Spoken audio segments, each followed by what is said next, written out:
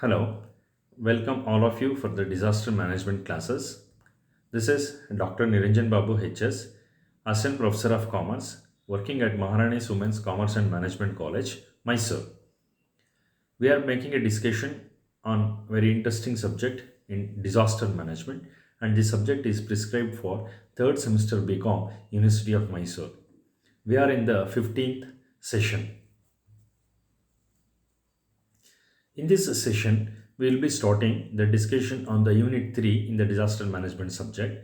The title of the unit is Interrelationship between the disasters and the development.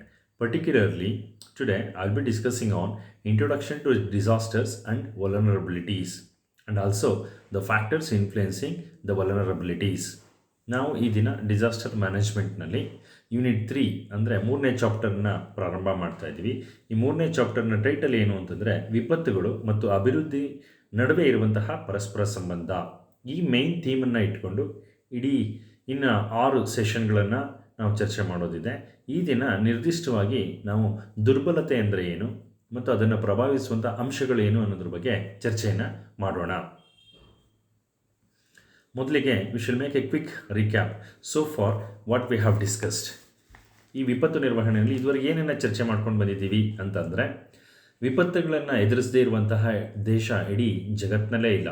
ಹಠಾತ್ತನೆ ನಮ್ಮ ಮೇಲೆ ಬಂದು ಎರಗುವಂತಹ ಈ ಬಹುಸ್ವರೂಪಿ ವಿಪತ್ತು ಸೃಷ್ಟಿಸುವಂತಹ ವಿಧ್ವಂಸಕ ಕೃತ್ಯಗಳು ಹೇಳಲಿಕ್ಕೆ ಸಾಧ್ಯ ಇಲ್ಲ. ಅಪಾರವಾದಂತಹ ಜೀವಹಾನಿಗೆ ಮತ್ತು ಆಸ್ತಿ ಹಾನಿಗೆ ಕಾರಣವಾಗುವಂತಹ ವಿಪತ್ತು ನೈಸರ್ಗಿಕವಾಗಿರಬಹುದು, ಇಲ್ಲವೇ ಮಾನವಕೃತವಾಗಿರಬಹುದು. ಈ ಮಾನವನ ಸ್ವಯಂಕೃತ ಅಪರಾಧಗಳಿಗೆ ಕೂಡ ಎಷ್ಟೋ ಸಾರಿ ಪ್ರಕೃತಿ ಮುನಿಸ್ಕೊಂಡು ನಾನಾ ರೀತಿಯಲ್ಲಿ ವಿಕೋಪಗಳು ದಾಳಿಯನ್ನು ಮಾಡ್ತವೆ. ಈ ವಿಪತ್ತಿನಿಂದಾಗಿ ಉಂಟಾಗುವಂತಹ ಸಮಸ್ಯೆ ಏನಿದೆ ಅದು ಕೇವಲ ವ್ಯಕ್ತಿ ಮತ್ತು ಕುಟುಂಬಕ್ಕೆ ಮಾತ್ರ ಸೀಮಿತ ಅಲ್ಲ, ರಾಷ್ಟ್ರ ಅಂತಾರಾಷ್ಟ್ರೀಯ ಮಟ್ಟದಲ್ಲಿ ಕೂಡ ಸಮಸ್ಯೆಗಳನ್ನು ಸೃಷ್ಟಿಸಬಹುದು. ದೇಶದ ಅರ್ಥವ್ಯವಸ್ಥೆಗೆ ಕೂಡ ಇದು ಧಕ್ಕೆಯನ್ನು ತರಬಹುದು. ವಿಪತ್ತುಗಳು ನೈಸರ್ಗಿಕವಾಗೇ ಇರಲಿ, ಮಾನವಕೃತವಾಗೇ ಇರಲಿ, ಅವುಗಳು ಇಡೀ ಕುಟುಂಬಗಳನ್ನು, ಸಮುದಾಯಗಳನ್ನು ಛಿದ್ರಗೊಳಿಸಿ ಇಡೀ ಕುಟುಂಬದ ಆಧಾರವನ್ನು ಕಸಿದುಕೊಂಡು ಮೂಡಿಸುವಂತಹ ಅನಾಥ ಪ್ರಜ್ಞೆ ಏನಿದೆ ಅದು ಅತ್ಯಂತ ಭೀಕರವಾಗಿದೆ. So with this background, so far we have discussed introduction to disasters. What do you mean by the disasters is the various concept, definitions, classifications, the differential impacts. And in the second unit, the approaches to the disaster risk reduction. What do you mean by the disaster cycle is culture of safety, prevention, mitigation, preparedness, community-based disaster risk reduction, structural and non-structural measures. So far we have discussed. When we look at the objective of this 15th session, to introduce the concept of disasters and vulnerability, and also to help the students to acquire the knowledge relating to the factors influencing the vulnerabilities. What is the outcome of the session? At the end of the session, the students will be acquiring the deep knowledge about the factors leading to vulnerabilities during the natural and the man-made disasters. Now, we shall start our discussion on the disasters and the vulnerabilities and also the factors influencing the vulnerabilities. First, we shall see what do you mean by the term vulnerability. When you say vulnerability, it is nothing but it refers to the reduced capacity of the individuals and the community to face and to recover from the bad impact of disasters. When we say this vulnerability, it is nothing but the human dimension of the disasters. And the understanding of vulnerability is utmost important, and it is a very very challenging concept which need to be understood by the every administrator, the policy maker, and the community in general. The term vulnerability, it has got the different meaning. It may also be called as weakness, deficiency, the lack of capacity, etc. When the poverty and vulnerability are closely related. When there is a more poverty, there will be more vulnerability, and the poor people are more vulnerable group in any society. In any society, we come across three types of people: the rich people, middle class people, and the poor people. And the poor people are more vulnerable sector in any society for the disasters. ನಾವು ಈ ದಿನ ಚರ್ಚೆ ಮಾಡ್ತಿರುವಂಥದ್ದು ವಲನರಬಿಲಿಟಿ ಅಂದರೆ ದುರ್ಬಲತೆ ಅಂತಂದರೆ ಏನು ಅಂತಂದರೆ, ವಿಪತ್ತಿನಿಂದ ಉಂಟಾಗುವಂತಹ ಹಾನಿಯ ಪ್ರಮಾಣ ಏನಿರುತ್ತೆ ಅದು ದುರ್ಬಲತೆಯನ್ನು ಅವಲಂಬಿಸಿರುತ್ತೆ.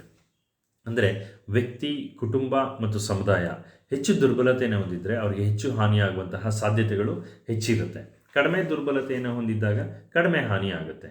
ಈ ದುರ್ಬಲತೆ ಅನ್ನುವಂಥದ್ದು ಅಂದರೆ ಏನು ಅಂತಂದರೆ, ವಿಪತ್ತಿನಿಂದ ಆಗುವಂತಹ ಪರಿಣಾಮಗಳನ್ನು ಯಾವಾಗ ಒಬ್ಬ ವ್ಯಕ್ತಿ ಕೈನಲ್ಲಿ, ಕುಟುಂಬದ ಕೈನಲ್ಲಿ, ಸಮುದಾಯದ ಕೈನಲ್ಲಿ ಎದುರಿಸಲಿಕ್ಕೆ ಸಾಧ್ಯ ಇಲ್ವೋ, ಚೇತರಿಸ್ಕೊಳ್ಳಿಕ್ಕೆ ತಕ್ಷಣಕ್ಕೆ ಸಾಧ್ಯ ಇಲ್ವೋ, ಅದನ್ನು ನಾವು ದುರ್ಬಲತೆ ಅಂತ ಕರಿತೇವೆ.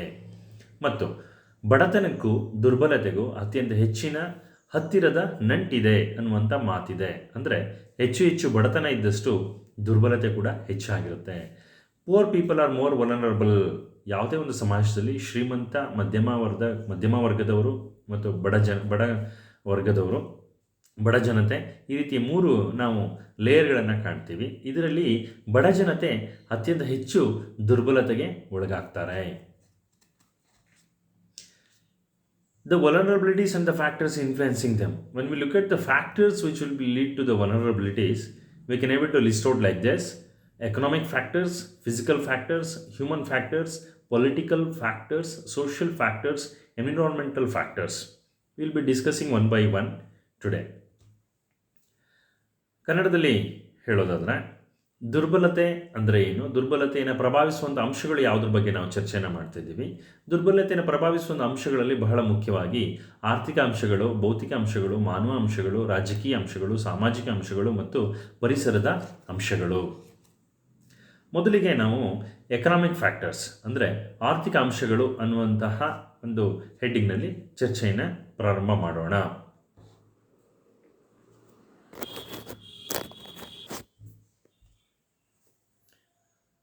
We shall start with the economic factors which will lead to vulnerability. Wealth in the hands of the people reduces the vulnerability. When we say wealth refers to either it may be the cash or it may be the ability to meet the expenditure relating to the recovery from the disasters. Economically strong people will lives in the disaster resistance building.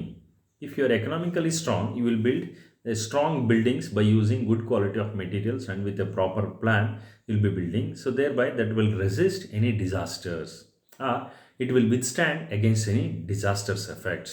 The people will have the safety equipment to escape from the disasters. If the people are economically strong, they will be carrying, or they will be having with them the safety equipments. Say for example, if it is coastal area, like having the boats or the ropes, like that. The coverage of insurance against the disasters losses. Insurance is a good means of, it's a risk management tool. If the people buys the insurance policies against the life and as well as the assets, easily they can come out of the bad impact of the disasters. The people consumes the protein food. During the disasters, it is very much important that the protein food must go to the body of the individuals. So if the people are economically strong, they will buy good quality food and they will consume it. Then use of the clean water. Clean water is very very important. Instead of using the clean water, if the dirty water is used to drink, that will lead to many health issues. Access to the alternate source of energy, transport and to the communication. Access to the alternate source of energy. During the disasters, we won't find any government provided current or energy sources. So alternate source of energy, to keep it ready, is most important, like solar energy or wind energy. So using of them, it makes the people to get recover from the disasters. And also the alternate transport and also the alternate communication systems, such as using of the satellite phones or internet based devices. So that will help a lot during the disasters. Now ಆರ್ಥಿಕ ಅಂಶಗಳು, ದುರ್ಬಲತೆಯನ್ನು ಪ್ರಭಾವಿಸುವಂತಹ ಆರ್ಥಿಕ ಅಂಶಗಳ ಬಗ್ಗೆ ನಾವು ಚರ್ಚೆನೆ ಮಾಡೋದಾದರೆ, ಸಂಪತ್ತು ಅನ್ನುವಂಥದ್ದು ವ್ಯಕ್ತಿಗೆ ವಿಪತ್ತುಗಳಿಂದ ಪಾರಾಗಲಿಕ್ಕೆ ಅತ್ಯಂತ ಹೆಚ್ಚಿನ ಸಹಾಯವನ್ನು ಮಾಡುತ್ತೆ. ಎಕನಾಮಿಕಲಿ ಸ್ಟ್ರಾಂಗ್ ಪೀಪಲ್, ಯಾರು ಶ್ರೀಮಂತರಾಗಿರ್ತಾರೋ ಅವರು ಗಟ್ಟಿಮುಟ್ಟಾಗಿ ಮನೆಯನ್ನು ಕಟ್ತಾರೆ. ಉತ್ತಮ ದರ್ಜೆಯ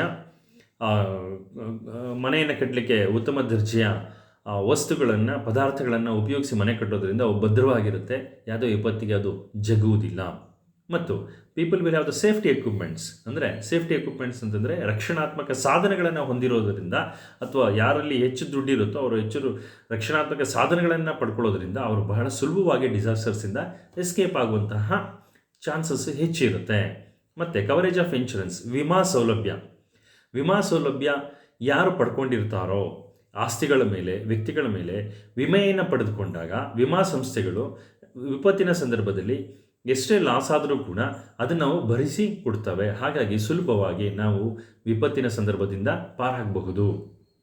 ಮತ್ತು ವಿಪತ್ತಿನ ಸಂದರ್ಭಗಳಲ್ಲಿ ಕುಟುಂಬಸ್ಥರು ಮತ್ತು ವ್ಯಕ್ತಿಗಳು ಪ್ರೋಟೀನ್ ಫುಡ್ ಅಂದರೆ ಪೌಷ್ಟಿದಾಯಕವಾದಂತಹ ಆಹಾರವನ್ನು ತಿನ್ನುವಂಥದ್ದು ಬಹಳ ಮುಖ್ಯ ಆಗಿರುತ್ತೆ. ಮತ್ತು ಶುದ್ಧವಾದಂತಹ ನೀರನ್ನು ಬಳಸುವಂಥದ್ದು ಮುಖ್ಯ ಆಗಿರುತ್ತೆ. ಯಾಕೆಂದರೆ ಆಹಾರ ಕೊರತೆ ಮತ್ತು ಶುದ್ಧವಾದ ನೀರಿನ ಕೊರತೆ ಉಂಟಾದಾಗ ಏನಾಗುತ್ತೆ, ಅದು ಆರೋಗ್ಯದ ಸಮಸ್ಯೆಗಳಿಗೆ ಅದು ದಾರಿಯನ್ನು ಮಾಡಿಕೊಡ್ಬೋದು. ಹಾಗಾಗಿ ಅವೆರಡು ಬಹಳ ಮುಖ್ಯ ಆಗುತ್ತೆ.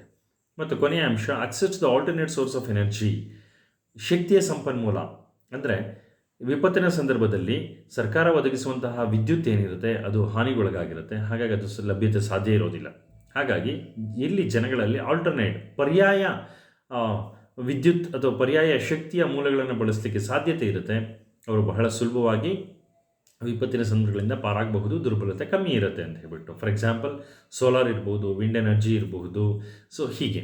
ಮತ್ತು ಟ್ರಾನ್ಸ್ಪೋರ್ಟ್ ಆಲ್ಸೋ, ಅಂದರೆ ಸಾಗಾಣಿಕೆ ಅನ್ನುವಂಥದ್ದು ಕೂಡ ಅಷ್ಟೇ. ಅವರು ತಮ್ಮದೇ ಆದಂತಹ ಸ್ವಂತಹ ಒಂದು ಸಾಗಾಣಿಕೆಗೆ ಪರ್ಯಾಯ ಮಾರ್ಗವನ್ನು ಅವರು ಕಂಡುಕೊಂಡಿದ್ದಲ್ಲಿ ದುರ್ಬಲತೆ ಕಡಿಮೆ ಇರುತ್ತೆ. ಆ್ಯಂಡ್ ಆಲ್ಸೋ ದ ಕಮ್ಯುನಿಕೇಷನ್, ಸಂವಹನ ಮಾಡಲಿಕ್ಕೆ ಇವತ್ತು ಇಂಟರ್ನೆಟ್ ಆಧಾರಿತವಂಥ ಫೋನ್ಗಳಿರಬಹುದು, ಸ್ಯಾಟಲೈಟ್ ಆಧಾರಿತ ಫೋನ್ಗಳಿರಬಹುದು.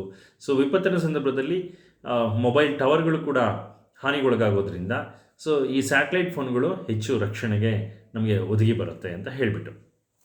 ಸೊ ಇಷ್ಟು ಆರ್ಥಿಕ ಅಂಶಗಳು ದುರ್ಬಲತೆಯನ್ನು ಪ್ರಭಾವಿಸುವಂಥದ್ದು.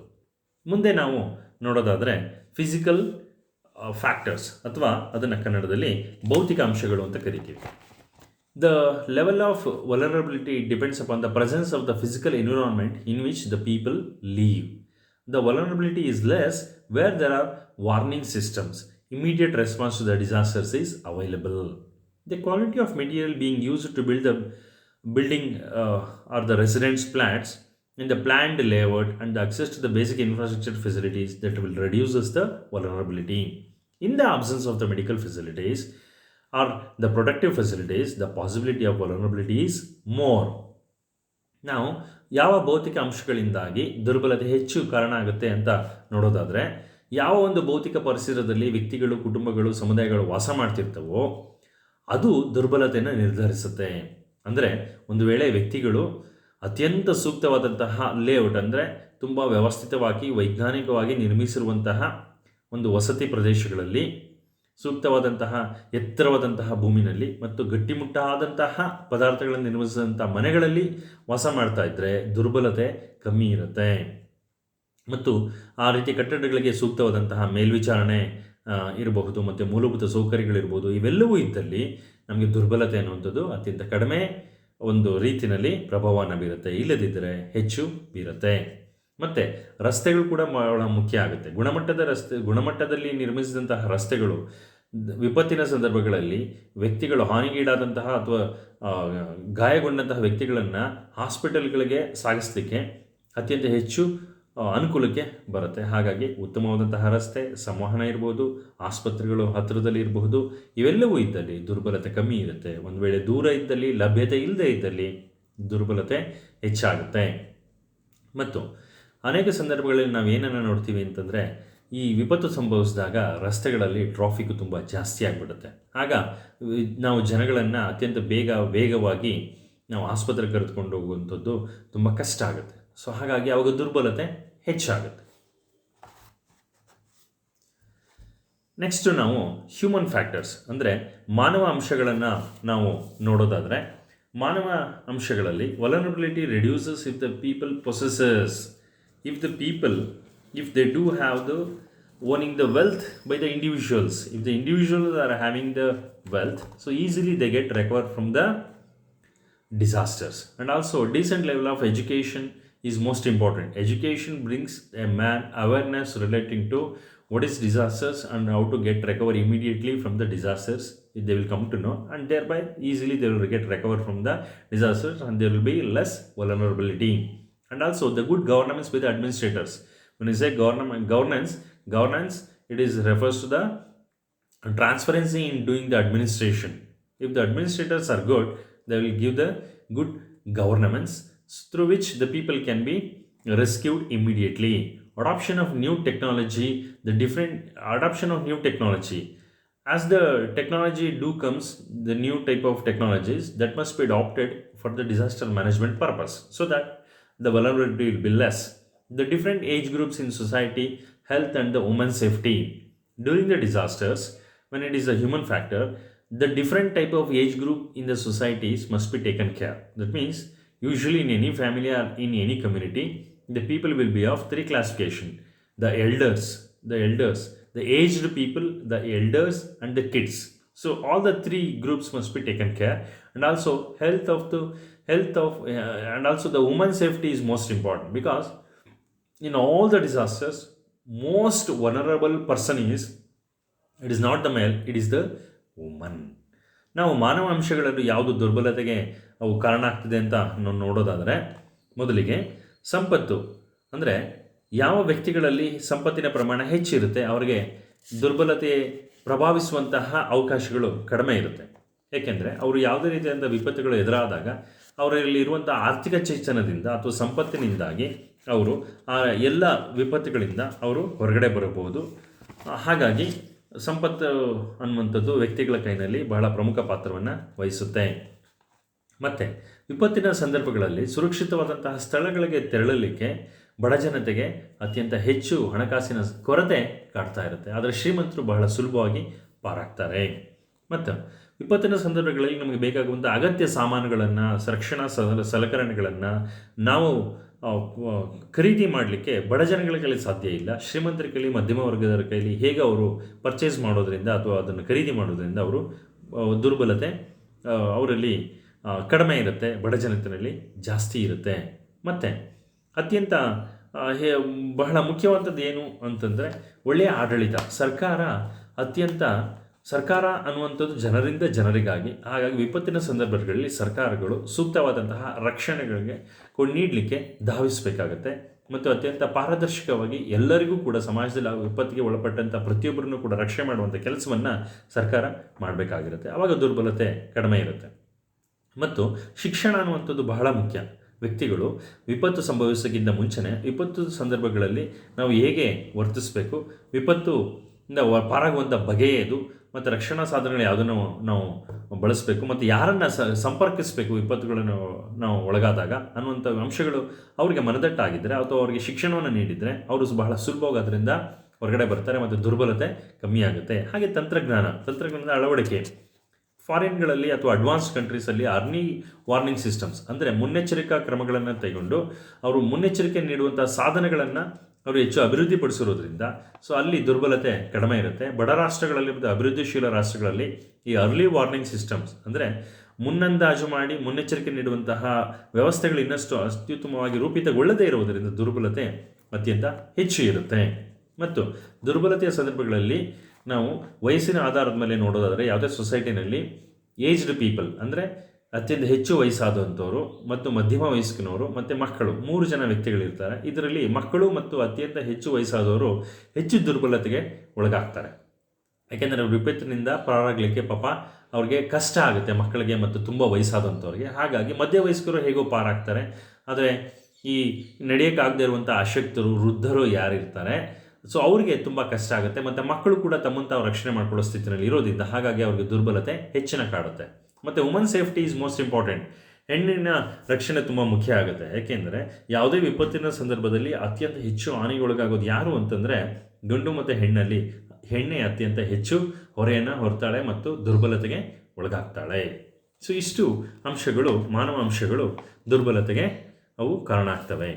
ನಾವು ರಾಜಕೀಯ ಕಾರಣಗಳನ್ನು ನಾವು ನೋಡೋದಾದರೆ ಅಂದರೆ political factors, when you look at the political factors that will lead to the vulnerability will be more if there is a negligency and denial of the human rights. That means all must be treated equally. If there is no access to the power and the resources, if the people do not have the power with them or the people who are very much nearest to the power, so vulnerability will be more. No access to the basic infrastructure and the communication services. If the people do not have the basic infrastructure at least to withstand with against any disasters, or if there are no communication services, naturally that will lead to more vulnerability. And also, in the absence of willingness to serve during the disasters, there will be more vulnerability. ನಾವು ರಾಜಕೀಯ ಅಂಶಗಳನ್ನು ಚರ್ಚೆ ಮಾಡೋದಾದರೆ, ಸಮಾಜದಲ್ಲಿ ಅತ್ಯಂತ ಹಿಂದುಳಿದಂತಹ ಮತ್ತು ಅತ್ಯಂತ ಸಮಾಜದ ಕಟ್ಟಕಡೆಯ ವ್ಯಕ್ತಿಗಳು ಪಾರಾಗೋದು, ಚೇತರಿಕೆ ಎರಡೂ ತುಂಬ ಕಷ್ಟ ಆಗುತ್ತೆ. ಯಾರು ಸಮಾಜದಲ್ಲಿ ಮೇಲ್ವರ್ಗದವರು ಇರ್ತಾರೆ, ಅವರು ಬಹಳ ಸುಲಭವಾಗಿ ಅವರು ವಿಪತ್ತುಗಳಿಂದ ಪಾರಾಗಿಬಿಡ್ತಾರೆ, ಮತ್ತು ಅವ್ರಿಗೆ ವಿಪತ್ತನ್ನು ಎದುರಿಸುವಂಥ ಸಾಮರ್ಥ್ಯ ಕೂಡ ಅವರಿಗೆ ಹೆಚ್ಚಿರುತ್ತೆ. ಹಾಗಾಗಿ ಸರ್ಕಾರಗಳು ಮತ್ತು ಸರ್ಕಾರೇತರ ಸಂಸ್ಥೆಗಳು ಈ ಅಂಶಗಳ ಬಗ್ಗೆ ಗಮನವನ್ನು ಹರಿಸಬೇಕಾಗತ್ತೆ. ಮಾನವ ಹಕ್ಕುಗಳನ್ನು ಕಡೆಗಣಿಸಬಾರದು. ಹಾನಿಗೆ ಒಳಗಾದಂತಹ ಪ್ರತಿಯೊಂದು ವರ್ಗದ ವ್ಯಕ್ತಿಯನ್ನು ಕೂಡ, ಪ್ರತಿಯೊಬ್ಬ ಇಂಡಿವಿಜುವಲ್ ವ್ಯಕ್ತಿಯನ್ನು ಕೂಡ ಸರ್ಕಾರ ರಕ್ಷಣೆಗೆ ಜವಾಬ್ದಾರಿನ ತೆಗೆದುಕೊಳ್ಬೇಕು. ಆವಾಗ ದುರ್ಬಲತೆ ಕಮ್ಮಿ ಆಗುತ್ತೆ. ಮತ್ತು ಯಾವುದೇ ಸಂದರ್ಭದಲ್ಲಿ ಎಲ್ಲ ವರ್ಗದವರಿಗೂ ಅಧಿಕಾರದಲ್ಲಿ ಒಳಗೊಳ್ಳುವಿಕೆ ಸಾಧ್ಯ ಆದಾಗ, ಅಧಿಕಾರದಲ್ಲಿ ತಮ್ಮ ಕಡೆಯವರು ಕೂಡ ಇದ್ದಾಗ, ಅದರಿಂದಾಗಿ ದುರ್ಬಲತೆ ಕಮ್ಮಿ ಆಗುತ್ತೆ. ಅವರವರ ರಕ್ಷಣೆಗೆ ಆಯಾ ವರ್ಗದ ಯಾರು ಅಧಿಕಾರಸ್ಥರು ಇರ್ತಾರೆ ಅವರು ಧಾವಿಸೋದ್ರಿಂದ ಪ್ರತಿಯೊಬ್ಬರಿಗೂ ರಕ್ಷಣೆ ಅನ್ನುವಂಥದ್ದು ಸಿಗುತ್ತೆ, ಮತ್ತು ದುರ್ಬಲತೆ ಕಮ್ಮಿ ಆಗುತ್ತೆ. ಮತ್ತು ಅಧಿಕಾರ ಇರೋರು ಅತ್ಯಂತ ಸಬಲವಾಗಿರ್ತಾರೆ, ಇಲ್ಲದೆ ಇರೋರು ದುರ್ಬಲವಾಗಿರ್ತಾರೆ. ಸೊ ದುರ್ಬಲತೆ ಕೂಡ ಅಧಿಕಾರಕ್ಕೂ ದುರ್ಬಲತೆಗೂ ಒಂದು ಹತ್ತಿರವಾದ ಸಂಬಂಧ ಇದೆ ಇಲ್ಲಿ ಕೂಡ. ಮತ್ತು ಅವೈಲಬಿಲಿಟಿ ಆಫ್ ರಿಸೋರ್ಸಸ್, ಸಂಪನ್ಮೂಲಗಳ ಲಭ್ಯತೆ ಅನ್ನುವಂಥದ್ದು ಬಹಳ ಬಹಳ ಮುಖ್ಯ. ಸಂಪನ್ಮೂಲಗಳ ಲಭ್ಯತೆ ಎಲ್ಲರೂ ಪ್ರತಿಯೊಬ್ಬರಿಗೂ ಸಿಕ್ಕಲ್ಲಿ ದುರ್ಬಲತೆ ಕಡಿಮೆ ಇರುತ್ತೆ, ಇಲ್ಲದೇ ಇದ್ದಲ್ಲಿ ದುರ್ಬಲತೆ ಹೆಚ್ಚಾಗಿರುತ್ತೆ. ಮತ್ತು ಬೇಸಿಕ್ ಇನ್ಫ್ರಾಸ್ಟ್ರಕ್ಚರ್ ಅಂದರೆ ಮೂಲಭೂತ ಸೌಕರ್ಯ ಅಂತ ಏನು ಕರಿತೀವಿ, ಅದು ವೆಹಿಕಲ್ಸ್ ಇರ್ಬೋದು, ಉತ್ತಮವಾದ ರಸ್ತೆಗಳಿರ್ಬೋದು, ಆಹಾರ ಇರ್ಬೋದು, ನೀರಿರ್ಬೋದು, ಔಷಧಿ ಇರ್ಬೋದು, ವಸತಿ ಇರ್ಬೋದು, ಇವೆಲ್ಲವೂ ಲಭ್ಯತೆ ಇದ್ದಾಗ ದುರ್ಬಲತೆ ಕಮ್ಮಿ ಇರುತ್ತೆ. ಈ ಹಿಂದುಳಿದ ಪ್ರದೇಶಗಳಲ್ಲಿ ಇವೆಲ್ಲ ವಸ್ತುಗಳ ಲಭ್ಯತೆ ಕಮ್ಮಿ ಇರುತ್ತೆ, ಹಾಗಾಗಿ ಅಲ್ಲಿ ಹೆಚ್ಚು ದುರ್ಬಲತೆ ಹೆಚ್ಚಾಗಿರುತ್ತೆ. ಮತ್ತು ಬೇಸಿಕ್ ಸರ್ವೀಸಸ್ ಅಂತ ಏನು ಕರಿತೀವಿ ಅಂದರೆ ಕಮ್ಯುನಿಕೇಷನ್, ಮಾಹಿತಿ ಕೇಂದ್ರ ಇರ್ಬೋದು, ಸಹಾಯವಾಣಿ ಇರ್ಬೋದು, ಇವೆಲ್ಲವೂ ಇದ್ದಾಗ ತೀವ್ರತೆ ಕಮ್ಮಿ ಇರುತ್ತೆ. ಎಲ್ಲಿ ಏನಾಗ್ತಿದೆ ಗೊತ್ತಿಲ್ಲ, ವಿಪತ್ತು ಆಗಿಬಿಟ್ಟಿದೆ, ಪ್ರತಿಯೊಬ್ಬರು ಸಹಾಯಕ್ಕೋಸ್ಕರ ಹಾಹಾಕಾರವನ್ನು ವ್ಯಕ್ತಪಡಿಸ್ತಿದ್ದಾರೆ ಅಂದಾಗ ಅಲ್ಲಿ ದುರ್ಬಲತೆ ಹೆಚ್ಚಾಗಿರುತ್ತೆ. ಮತ್ತು ರಾಜಕೀಯ ಇಚ್ಛಾಶಕ್ತಿ ಅನ್ನುವಂಥದ್ದು ಬಹಳ ಮುಖ್ಯ ಆಗುತ್ತೆ. ಅಂದರೆ ಅಧಿಕಾರಸ್ಥರಿಗೆ ಜನರಿಗೆ ಏನಾದರೂ ಒಳ್ಳೆಯದನ್ನು ಮಾಡಬೇಕು ಅನ್ನುವಂಥ ಮನಸ್ಸು ಇರಬೇಕು, ಆವಾಗ ದುರ್ಬಲತೆ ಅತ್ಯಂತ ಕಡಿಮೆ ಪ್ರಭಾವವನ್ನು ಬೀರುತ್ತೆ. ನೆಕ್ಸ್ಟ್ ನಾವು ಸಾಮಾಜಿಕ ಅಂಶಗಳನ್ನು ನಾವು ನೋಡೋದಾದರೆ, social factors. The level of education, it plays a very very important role,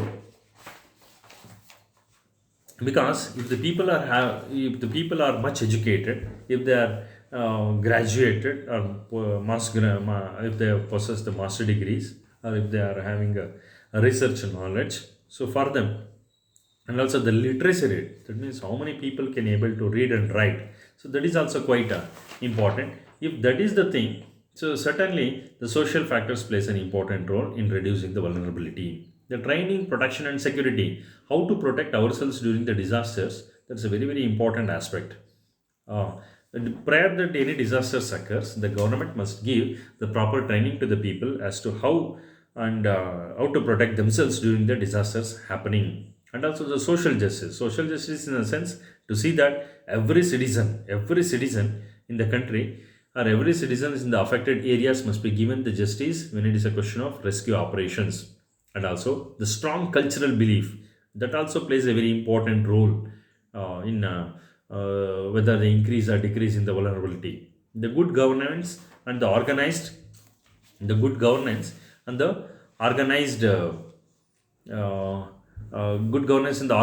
civic society is very very important.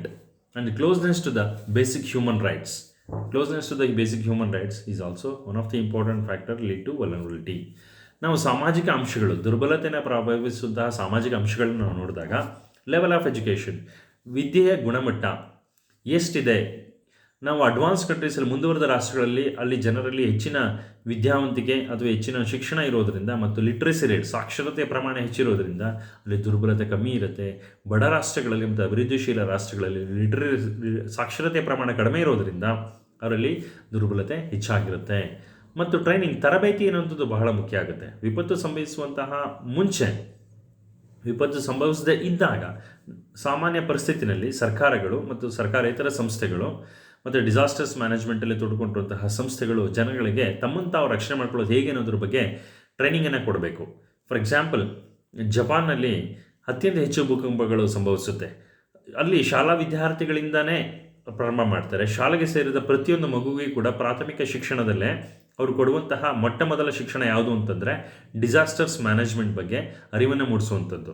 ಆ ಭೂಕಂಪಗಳಾದಾಗ ತಮ್ಮನ್ನು ತಾವು ಹೇಗೆ ರಕ್ಷಣೆ ಮಾಡ್ಕೊಳ್ಬೇಕು, ಹೇಗೆ ಒಂದು ಸೂಕ್ತವಾದಂತಹ ಅದು ಗಟ್ಟಿಯಾದಂತಹ ಮೇಲ್ಮೈ ಇರುವಂತಹ ಒಂದು ವಸ್ತುವಿನ ಕೆಳಗೆ ತಮ್ಮನ್ನು ತಾವು ಅಡ್ಕೋಬೇಕು. ಟೇಬಲ್ ಕೆಳಗೆ, ಸ್ಕೂಲಲ್ಲಿದ್ದರೆ ಟೇಬಲ್ ಕೆಳಗಡೆ ಹೋಗಿ ಹೇಗೆ ಅಡ್ಕೋಬೇಕು, ಒಂದು ವೇಳೆ ಮನೆಯಲ್ಲಿದ್ದರೆ ಮೆಟ್ಲು ಕೆಳಗಡೆ ಅಥವಾ ಒಂದು ಟೇಬಲ್ ಕೆಳಗಡೆ ಹೇಗೆ ಅಡ್ಕೋಬೇಕು ಅನ್ನೋದನ್ನು ಅವರಿಗೆ ಟ್ರೈನಿಂಗ್ನ ನೀಡ್ತಾರೆ. ಸೊ ವಿದ್ಯಾರ್ಥಿಗಳಿಗೆ ಯಾವಾಗ ಚಿಕ್ಕ ವಯಸ್ಸಿನಲ್ಲಿ ಆ ಶಿಕ್ಷಣವನ್ನು ನೀಡಲಾಗುತ್ತೆ, ಅವರು ಡಿಸಾಸ್ಟರ್ಸ್ ಜೊತೆ ಬದುಕೋದನ್ನು, ಅದರಿಂದ ವಿಪತ್ತುಗಳನ್ನು ಎದುರಿಸೋದನ್ನು ಅವರು ಕಲಿತಾರೆ. ಸೋಷಿಯಲ್ ಜಸ್ಟಿಸ್, ಸಾಮಾಜಿಕ ನ್ಯಾಯ ಅನ್ನುವಂಥದ್ದು ಬಹಳ ಮುಖ್ಯ ಆಗುತ್ತೆ. ವಿಪತ್ತಿಗೆ ಒಳಗಾದಂತಹ ಪ್ರತಿಯೊಬ್ಬ ನಾಗರಿಕರ ರಕ್ಷಣೆ ಕೂಡ ಸರ್ಕಾರದ ಆದ್ಯ ಕರ್ತವ್ಯ ಆಗಬೇಕು. ಆಗ ದುರ್ಬಲತೆ ಕಮ್ಮಿ ಪ್ರಭಾವವನ್ನು ಬೀರುತ್ತೆ. ಸ್ಟ್ರಾಂಗ್ ಕಲ್ಚರಲ್ ಬಿಲೀಫ್, ಸಾಂಸ್ಕೃತಿಕವಾದಂತಹ ನಂಬಿಕೆಗಳು ಕೂಡ ಅತ್ಯಂತ ಹೆಚ್ಚು ಮುಖ್ಯ ಆಗುತ್ತೆ. ಇಲ್ಲಿ ಬಡ ರಾಷ್ಟ್ರಗಳಲ್ಲಿ ಯಾವುದೋ ಒಂದು ಶಕ್ತಿಯ ಮೇಲೆ ಅವರು ನಂಬಿಕೆಯನ್ನು ಇಟ್ಟು ಅದು ನಮ್ಮನ್ನು ಕಾಪಾಡುತ್ತೆ ಅಂತ ಅತ್ಯಂತ ಮುಗ್ಧವಾಗಿ ನಂಬ್ತಾರೆ. ಆದರೆ ಸೈನ್ಸ್ ಆ್ಯಂಡ್ ಟೆಕ್ನಾಲಜಿಯನ್ನು ನಂಬಿರುವಂತಹ ಮುಂದುವರೆದ ರಾಷ್ಟ್ರಗಳನ್ನು ನಾವು ಅಬ್ಸರ್ವ್ ಮಾಡಿದಾಗ ಅಲ್ಲಿ ಹೆಚ್ಚು ಸೈನ್ಸನ್ನು ನಂಬೋದ್ರಿಂದ ಅದರಿಂದ ಹೆಚ್ಚು ಬಿಡುಗಡೆಯನ್ನು ಪಡೆದುಕೊಳ್ಬಹುದು. ಅದರ ಜೊತೆಯಲ್ಲಿ good governance and the organised civil society. Good governance ಅಂದರೆ ಉತ್ತಮವಾದ ಆಡಳಿತ ಮತ್ತು ಉತ್ತಮವಾದಂತಹ ಸಮಾಜದ ನಿರ್ಮಾಣ, ನಾಗರಿಕ ಸಮಾಜದ ನಿರ್ಮಾಣ ಬಹಳ ಮುಖ್ಯ ಆಗುತ್ತೆ. In the absence of this, African ಕಂಟ್ರೀಸಲ್ಲಿ ಇನ್ನು ನಾಗರಿಕತೆ ಅನ್ನುವಂಥದ್ದು, ನಾಗರಿಕ ಸೌಲಭ್ಯಗಳು ಅತ್ಯಂತ ಹೆಚ್ಚು ಇಲ್ಲದೆ ಇರೋದರಿಂದ ಅಲ್ಲಿ ಹೆಚ್ಚು ದುರ್ಬಲತೆ ಕಾಡುತ್ತೆ.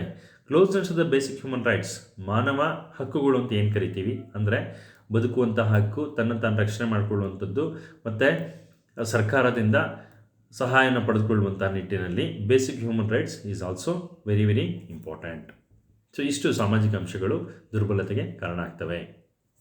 ನಾವು ಎನ್ವಿರಾನ್ಮೆಂಟಲ್ ಫ್ಯಾಕ್ಟರ್ಸ್ನ ನೋಡಿದಾಗ scarcity of natural resources, because to get recover from the any disasters we require certain natural resources like water ಇರಬಹುದು, ಆಯಿತಾ. ಸೊ ಹೀಗೆ ಕೆಲವು ನ್ಯಾಚುರಲ್ ರಿಸೋರ್ಸಸ್ ನಮಗೆ ಅಗತ್ಯ ಬೀಳುತ್ತೆ. ಸೊ ಅದು ಲಭ್ಯತೆ ಇರಬೇಕು. Then deterioration of the resources. Deterioration ಅಂತಂದರೆ ಅದರ ಗುಣಮಟ್ಟದ ಪ್ರಮಾಣ ಕಡಿಮೆ ಆಗ್ತಾ ಹೋಗುವಂಥದ್ದು. ಫಾರ್ ಎಕ್ಸಾಂಪಲ್, ಭಾರತದ ಸಂದರ್ಭದಲ್ಲಿ ನಾವು ಮಾತನಾಡೋದಾದರೆ ಇಲ್ಲಿ ಕಾಡು ಕಡಿಮೆ ಆಗ್ತಿರೋದ್ರಿಂದ ಮಳೆಯ ಪ್ರಮಾಣ ಕಡಿಮೆ ಆಗ್ತಿದೆ ಮತ್ತು ಮಳೆ ಬೀಳುವಂತಹ ಅವಧಿನಲ್ಲಿ ಮತ್ತು ಕಾಲಮಾನದಲ್ಲಿ ಅತ್ಯಂತ ಹೆಚ್ಚು ವೈಪರೀತ್ಯಗಳಾಗ್ತಿರುವಂಥದ್ದನ್ನು ನಾವು ನೋಡಬಹುದು. Then loss of biodiversity and species. ಈ ವಿಪತ್ತಿನ ಸಂದರ್ಭಗಳಲ್ಲಿ ಏನಾಗುತ್ತೆ, ಈ ಜೀವ ವೈವಿಧ್ಯತೆ ಅನ್ನುವಂಥದ್ದು ನಾಶ ಆಗಿಬಿಡುತ್ತೆ. ಎಷ್ಟೋ ಪ್ರಾಣಿ ಪ್ರಭೇದಗಳೇ ಅಳೆದೋಗಿದೆ. ಡೈನಾಸೋರಸನ್ನು ನಾವು ನೆನೆಸ್ಕೊಳ್ಳೋದಾದರೆ, ಡೈನಾಸೋರಸ್ಸು ಒಂದು ಹಂತದಲ್ಲಿ ಭೂಮಿ ಮೇಲೆ ನಡೆದಂತಹ ಒಂದು ದೊಡ್ಡ ವಿಪತ್ತಿನಲ್ಲಿ ಇಡೀ ಭೂಮಿಯಿಂದಲೇ ಕಣ್ಮರೆ ಆಯಿತು. ಸೊ ಆ ರೀತಿ ಎಷ್ಟೋ ಒಂದು ಬಯೋಡೈವರ್ಸಿಟಿ ಅಥವಾ ಜೀವ ವೈವಿಧ್ಯತೆ ನಾಶವಾಗುವಂತಹ ಒಂದು ಸಾಧ್ಯತೆ ಇರುತ್ತೆ. Exposing to the pollution hazards. Pollution ಅಂತಂದರೆ ನಾವು ಕನ್ನಡದಲ್ಲಿ ಅದನ್ನು ಏನಂತ ಕರಿತೀವಿ ಅಂತಂದರೆ ಪೊಲ್ಯೂಷನ್ ಅಂತಂದರೆ ಅತ್ಯಂತ ಹೆಚ್ಚಿಗೆ ಫ್ಯಾಕ್ಟ್ರಿ ಹೊಗೆಗಳಿಂದಾಗಿ ವಿಷಪೂರಿತ ಆಗಿರುವಂಥದ್ದು, ಕಲುಷಿತ ವಾತಾವರಣ ಅಂತ ಏನು ಕರಿತೀವಿ ನಾವು, exposed in the pollution hazards. ಯಾವಾಗ ಹೆಚ್ಚು ಕೈಗಾರಿಕಾಕರಣಕ್ಕೆ ಒಳಪಡುತ್ತೆ, ಕೈಗಾರಿಕಾ ಪ್ರದೇಶಗಳ ಸುತ್ತಮುತ್ತಲು ವಾಸಿಸುವಂತಹ ಜನಗಳು, ಅಥವಾ ನಾವು ಡೆಲ್ಲಿ ಅಂತ ಒಂದು ಪರಿಸರವನ್ನು ನೋಡಿದಾಗ ಹರಿಯಾಣ ಮತ್ತು ಪಂಜಾಬ್ನಲ್ಲಿ ರೈತರು ತಮ್ಮ ಭತ್ತದ ಗದ್ದೆಗಳಲ್ಲಿ ಉಳಿದಿರುವಂತಹ ಹುಲ್ಲನ್ನು ಸುಡೋದ್ರಿಂದ ಆವರಿಸುವಂಥ ಹೊಗೆ ಏನಿರುತ್ತೆ ಅದು ಡೆಲ್ಲಿ ಮೇಲೆ ಅದು ಹಾರಿ ಬಂದು ಇಡೀ ಡೆಲ್ಲಿ ಮಸ್ಕಾಗಿ ಮಂಜಿನಿಂದ ಮುಸುಕಿಗೆ ಒಳಪಟ್ಟು ಡೆಲ್ಲಿನಲ್ಲಿ ಹೆಚ್ಚು ಅಸ್ತಮಾ ಪೇಷಂಟ್ಗಳಿರೋದನ್ನು ನಾವು ನೋಡ್ಬೋದು. ಸೊ ಹೀಗೆ ಪರಿಸರ ಅನ್ನುವಂಥದ್ದು ವಲ್ನರಬಿಲಿಟೀಸ್ಗೂ ಪರಿಸರಕ್ಕೂ ಅತ್ಯಂತ ಹೆಚ್ಚಿನ ಹತ್ತಿರದ ಸಂಬಂಧ ಇದೆ. So summary, the concept of vulnerability, so far we have discussed related to the concept of vulnerability, the factors leading to increase in the vulnerability.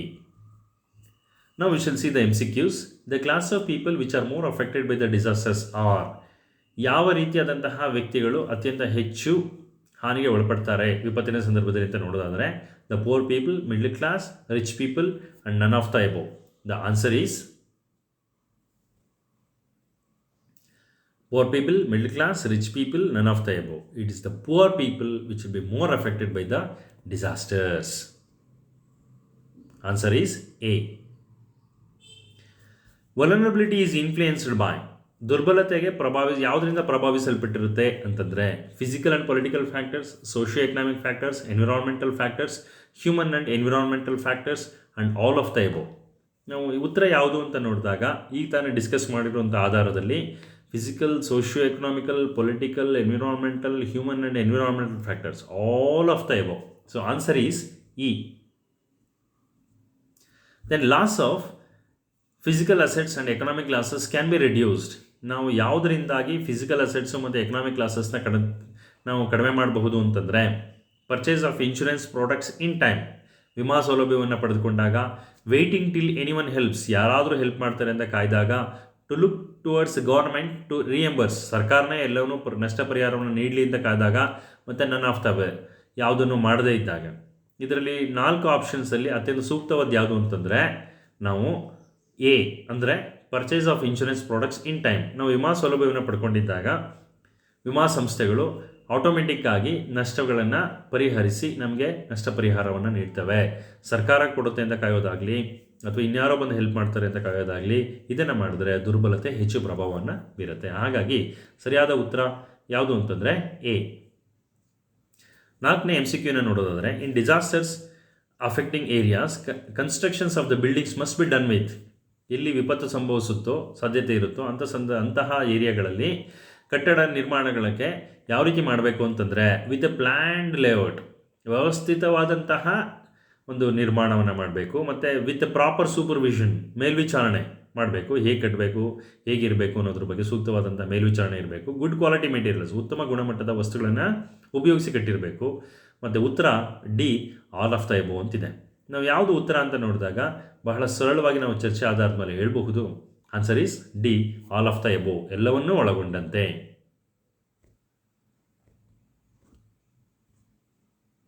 Answer is A. 5ನೇ MCQ ನೋಡೋದಾದರೆ, dash expects the people from the government during the disasters.